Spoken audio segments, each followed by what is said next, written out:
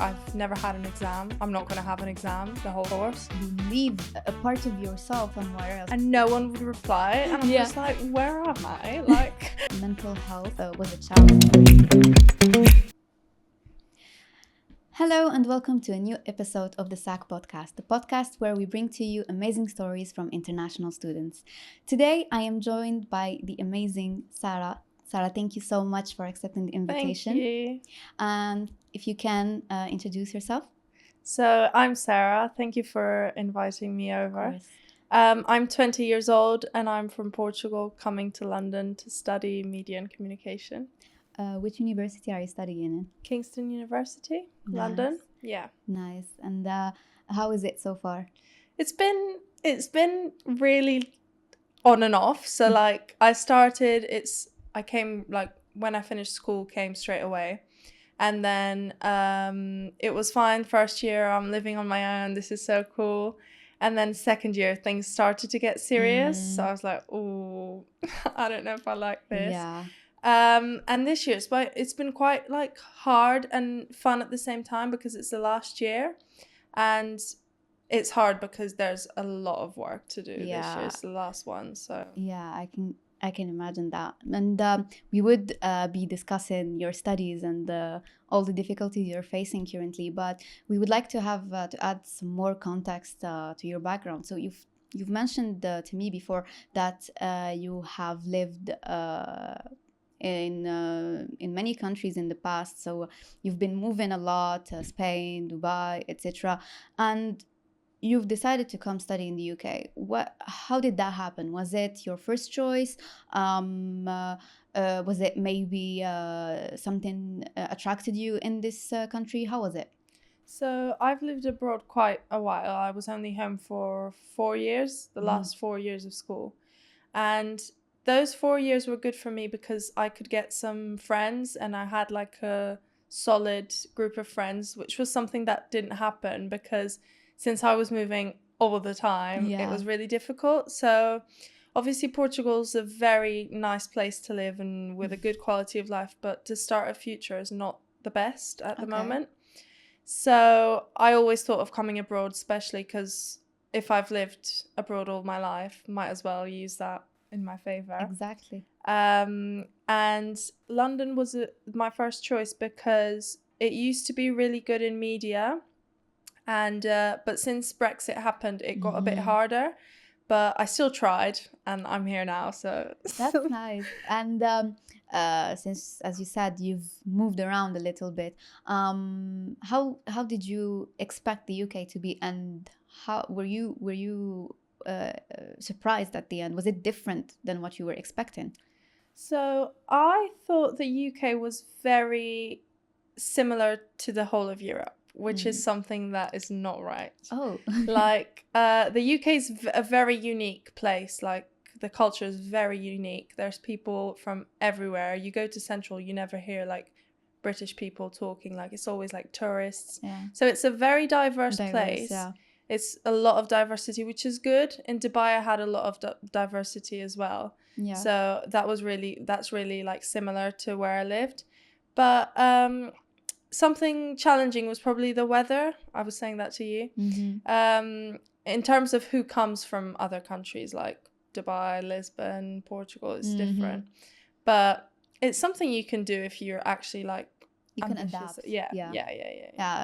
It's human nature to adapt, actually. So you just have to accept it and put yourself in the spot. And what was actually like the biggest cultural shock? Like, as you said, it's very diverse. You have different nationalities, sometimes tourists, or even like people who are stable here are very different and diverse. Even though like I can imagine even in Dubai, people are different and all, but maybe, as you said, it's still very different in here. Was there like a moment of intense cultural shock?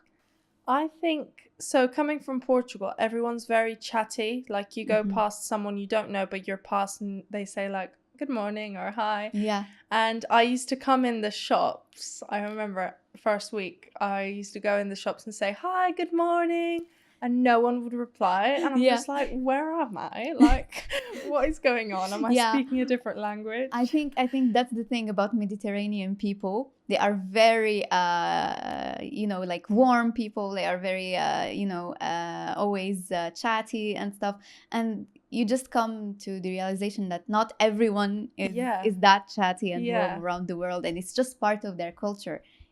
I think it was like a distance, like go away. I was like, oh my god, where am I? But it's fine. Like, they're very nice. I love, like, I've got so many friends here now, and it's really nice, but it takes time. I think for me, as someone from Portugal, I had to like make the effort to like, oh, let's do this, let's do that, like, let's meet, in order to like gain friends. Because it is difficult. So like you're by nature an extrovert, so like in a way it helped you in settling and making connections here. I think I've said this to my family, even if I was an introvert, it wouldn't work, because I'd just be so isolated and just by myself. Because people actually, like, in especially in the UK, you actually need to like reach out to people. Networking, it's like, don't stay on your own. Even if you don't feel like doing things that are like not normal and you haven't do them, just because like that's how you find the friends and all of that. I think it's really important. You have to break away from the bubble. You've out been of your comfort zone. Yes, exactly.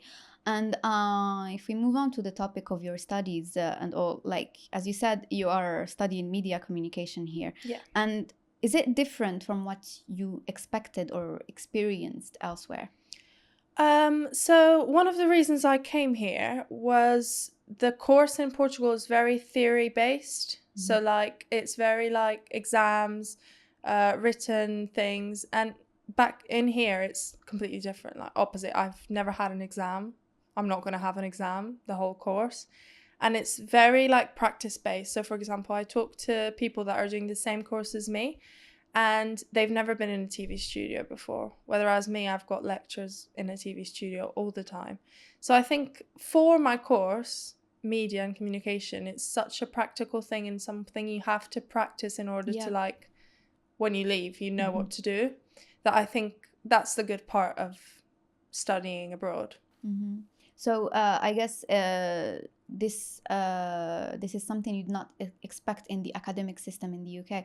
As I was talking to a different student in a previous episode, the UK academic system teaches you how to get on in life, basically, in professional life, more than how to get on with your exams, basically. So that's, in a way, it's positive. It's very harsh. It's very brutal for you because you face these projects and all, but still in the future, with some reflection and stuff, you find out that this was very, very important. So was it easy for you to adapt to this new system?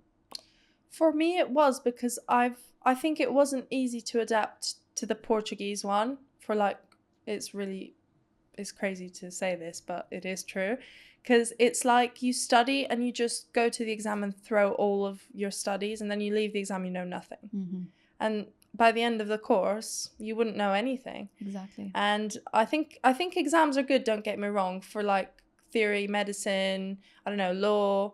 But in my case, where it's so practical and people actually need to go out and experience and do stuff, I think this is the right thing to do. It is. And since I was always international and it was always a bit like this, I think it wasn't like, this is where I belong. I felt that. But I didn't feel like I belonged like in exams.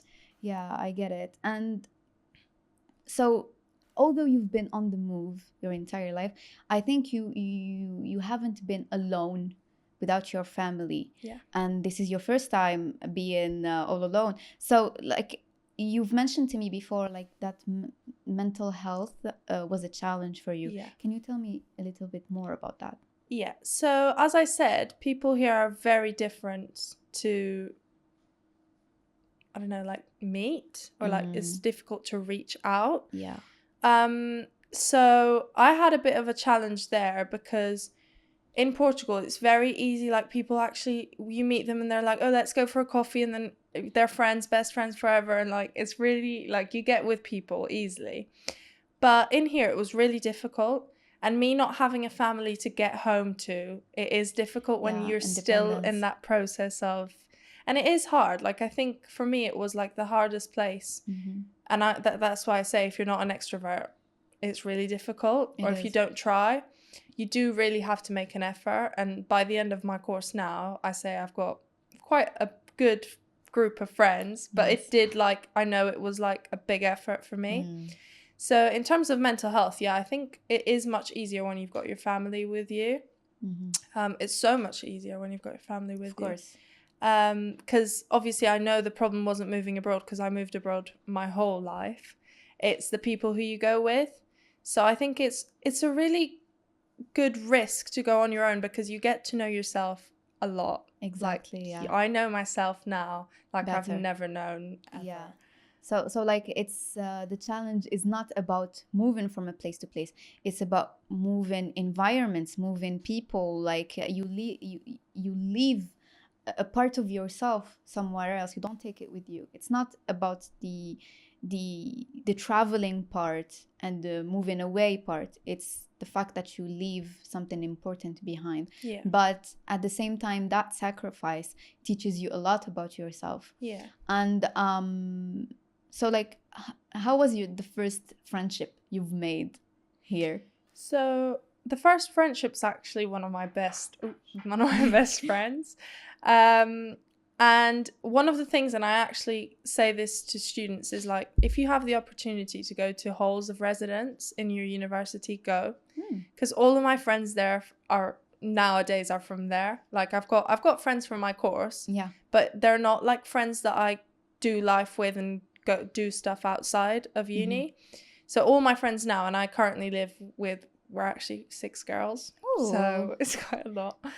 They're all I met them all in halls, so it's really important. Like, it's really good. They do parties in the beginning. Like, it's, even if you don't like going partying, it's really important that you go, because it's a very like, you get to know people from everywhere. Yeah. So it was quite hard, because obviously it is a completely different culture, but you just have to think, if I'm not going to do this now, like, this is the time to meet people. Yeah. So in a way, the friendships you've made in this journey, did they help you discover something new about yourself, or did they make your journey easier? Yeah. Like, I thought I didn't have to make an effort, for example. And I thought people would just come to me and we'll be friends, because that's how I was my whole life. Like, in Portugal, it's just things happen. You don't have to make much effort. But I would say in my experience here, it was really like I needed to make an effort. Otherwise, I think people here are very like individually, like they have like very individual lives. So like they finish uni and they go and they do their life, which is good, because in Portugal it's a different environment, because people tend to live in order of other people, which made me think here like, oh, I actually can focus on me, and I can focus on myself, and I can do my life on my own, which was something, if you told me that like 5 years ago, I'd be like, no. Yeah. I guess being on your own makes you do a lot of self-reflection, discover things about yourself, also learning, like everything about learning how to be independent, how to put yourself out there. As you mentioned, like networking, especially in your field of studies, like media and communication, you have to communicate. It's practical. You have teamwork. You have to collaborate with your colleagues, and also that's your classmates. Sorry. So that's very intense, but very fruitful in the end. And so like, what strength did this experience teach you about yourself? Like, did you see that you have a strength that you gained through this experience? I think nowadays I think I can do like anything on my own. I'm not scared of, if you tell me, right, you've got to go to, I don't know, the other side of the world for 3 weeks on your own, I would. Like, it's not, but if you told me that 5 years ago, completely different. So I think the fact that I'm here on my own, even I'm not on my own because I've got people here, but the fact that I'm here on my own made me think, if I can do this, I can do anything. So I think that was quite a good thing that this taught me, because you are stronger than you think. Exactly. There's lots of people that think like, oh, I'm on my own, is so sad. It's not sad. It's actually, you have to turn that sadness into a blessing, because it is nice. It's really nice to be on your own. Yeah. But it does take time to switch that shift. Exactly. Do you know what I mean? Yeah. On that note, actually, there is a French saying, well, I will say it in English, that says, travel shapes youth. Yeah. So imagine that when you travel, you already getting shaped as a young person. It teaches you a lot. So I can imagine that studying abroad, traveling alone, and without being fully independent, that's on the next level. So do you share the idea that actually this has helped you as a young person become more mature, more responsible, more independent? Yeah, I think so, especially independence, as I said, but I think maturity as well, because obviously I said halls of residence, that was all like my parents to take care, and they all did. But then you get to a point where you have to get a house, and you're in a country on your own, and I'm like, how do you get a house? Like, how does this work? So I think you do get into situations where you have to do it on your own, and that's how life teaches you how to grow, because things that I do now, I would never think I would do like 3 years ago. Yeah. And I've got friends that are still in their parents' house, which is fair. Of course. But I think I'm looking at them, I just think, wow, like maybe it's not the wrong thing that I came here, because I'm a step ahead in some things. And it's really good, and it's a risk that you take, but it's good to be a risk taker. It's worth it. Yeah. So like for example, let's take your friends as an example, and of course all the other students who maybe are excited about studying abroad and like discovering new things and stuff, but they are still scared of the emotional impact it has. Do you have any advice you can give them? I think if you are really keen to follow your dream, follow it. As many difficulties as it may have, like, it will be worth it. That's something I always say. Like, I always think it will be worth it. If I have to go back home, I'll go back home. And to be fair, every time I go home, everything's the same. So that just makes me think, like, I am doing the right thing. Exactly. Because the people are there, my house is there, everyone's the same, like, nothing changed. So it just makes me feel like, okay, I am evolving. Like, there is something good in this. Yeah. So I always think it will be worth it. If I have to go home, home's always there. It's not going to disappear. Exactly. Yeah. There will always be home for you. And what's important is to learn how to fly on your own. Yeah. You can always go back to the nest whenever you want. Yeah. Yeah. So let's imagine 17-year-old Sarah on her way coming to London and starting all the procedures and all. What can you say to her?